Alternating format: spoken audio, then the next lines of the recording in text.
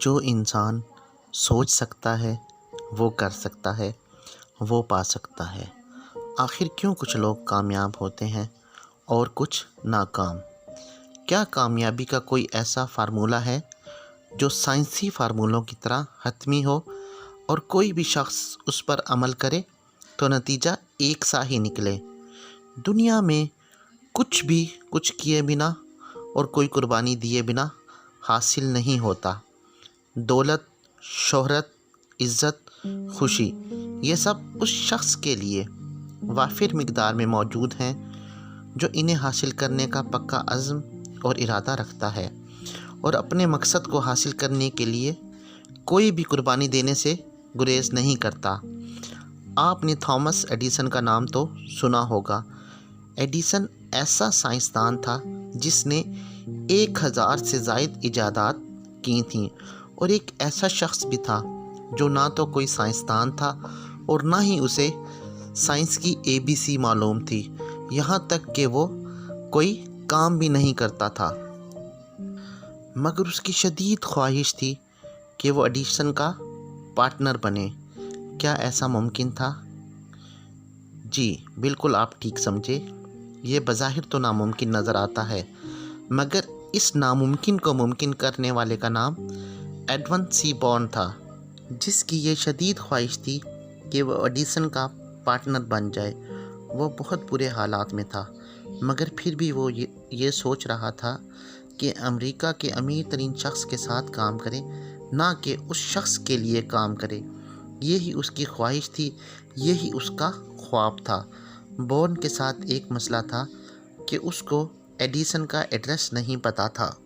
وہ یہ نہ جانتا تھا کہ وہ ایڈیسن تک کیسے پہنچے، اور نہ ہی اسے ایڈیسن کے آفس کا پتہ تھا، اور تو اور اس کے پاس اتنے پیسے بھی نہ تھے کہ وہ ٹرین کا کرایہ بھر کے اورنج کے اس علاقے میں پہنچ سکے جہاں پر ایڈیسن کا آفس تھا۔ مگر بورن اپنے مقصد کے حصول کے لیے مال گاڑی میں سفر کر کے کسی طرح اورنج پہنچ گیا۔ خالی جیب، تباہ حال، وہ کسی نہ کسی طرح ایڈیسن کے آفس پہنچ گیا، اور وہاں جا کر اس نے یہ اعلان کیا کہ وہ ایڈیسن کا پارٹنر بننے آیا ہے۔ خود ایڈیسن نے بھی اس کا اعتراف کیا کہ جب بورن میرے سامنے آیا تو میں اس کی یہ خواہش سن کر حیران رہ گیا، مگر اس کی آنکھوں کی چمک اس کا حوصلہ اور جذبہ بتا رہی تھی۔ اسی لیے میں نے اس کو ایک موقع دینے کا فیصلہ کر لیا اور اسے آفس بوائے رکھ لیا۔ بورن اس آفس میں کام کرتا رہا، مگر وہ ایک دن بھی اپنا مقصد نہ بھولا، اور وہ ذہنی طور پر ایڈیسن کا پارٹنر بننے کے لیے تیار تھا۔ اس کے ذہن میں بس ایک ہی چیز تھی، ایڈیسن کا پارٹنر بننا، اور آخر کار یہ موقع آ ہی گیا جس کا اس نے سوچا تھا۔ اس کے علاوہ کوئی بھی ایسا نہ تھا جو یہ سوچ سکے کہ بورن ایڈیسن کا پارٹنر بنے گا۔ ایڈیسن کی ایجاد کردہ ایک مشین جس کا نام ایڈیسن ڈکٹیٹنگ مشین تھا، جو کہ آفس میں کام کرنے میں مدد دیتی تھی، جس کا آج کل نام ایڈی فون ہے۔ ایڈیسن کے سیل مین اس کو بیچنے میں تقریباً ناکام ہو گئے تھے اور اس میں کوئی دلچسپی نہ لے رہے تھے۔ یہ ایڈیسن کی ناکامی تھی، اور یہی ناکامی بورن کی کامیابی بننے والی تھی۔ ڈکٹیٹنگ مشین میں اب بھی 2 لوگوں کو دلچسپی تھی، ایک اس کے خالق یعنی ایڈیسن کو، اور دوسرا اس کے آفس میں معمولی کام کرنے والے آفس بوائے ایڈون سی بورن کو۔ بورن جانتا تھا کہ وہ ایڈیسن کی ایجاد کردہ مشین کو بیچ سکتا ہے، اور یہی اس نے جا کر ایڈیسن کو کہا۔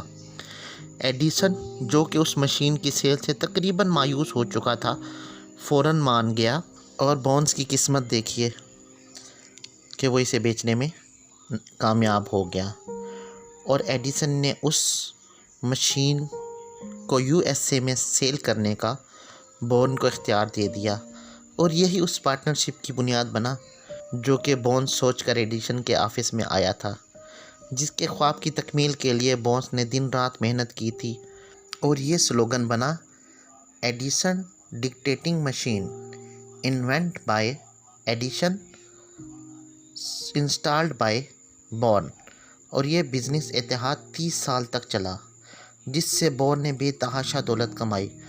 بونس کے خیال اور سوچ نے اس کو اتنا امیر بنا دیا کہ وہ خود بھی سوچ نہیں سکتا تھا، اور اس طرح اس نے یہ سچ کر دکھایا کہ انسان جو سوچ سکتا ہے وہ پا سکتا ہے، یعنی تھنک اینڈ گرو رچ۔